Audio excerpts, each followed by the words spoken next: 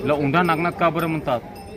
जर औंढा म्हणलं तर पूर्ण गावाचं नाव आहे आणि नागनाथ म्हणल्याच्या नंतर 5,500 वर्षापूर्वीच्या अगोदर म्हणजे दापुर गावामध्ये हे मंदिर वगैरे काही नव्हते. या ठिकाणी पूर्ण तलावणी जंगल होतं. तर या ज्योतिर्लिंगाची पूजा जे हे नाग लोक करायचे. नाग देवता या ज्योतिर्लिंगाची पूजा पाठ करायचे. म्हणून या तीर्थक्षेत्राला महाराष्ट्रामध्ये औंढा नागनाथ असा उल्लेख केला जातो.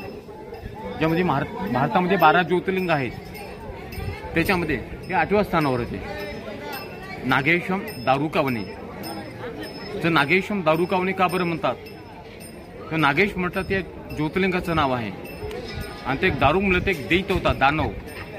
दारुक नावाचा एक राक्षस होता. और वने म्हणलं तर आता बाहेरून बघितलं तर पूर्ण जंगल आहे, आता वन आहे. म्हणून या तीर्थक्षेत्राच्या ठिकाणी याला भारतामध्ये नागेश्वम दारुका म्हणून याला ओळखलं जाते.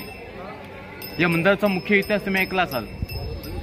जे महाराष्ट्राचे खूप मोठे संत आहेत, संत नामदेव महाराज, हे त्यांच्या भक्तीने हे पूर्ण मंदिर शिरलेलं आहे. या मंदिराला मुख्य दरवाजे 3 आहेत.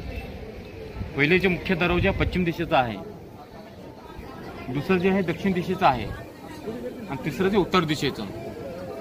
पश्चिम दिशेचं द्वार आहे ते इसवी सन 1212 मध्ये याच्या पाठीमागे पूर्व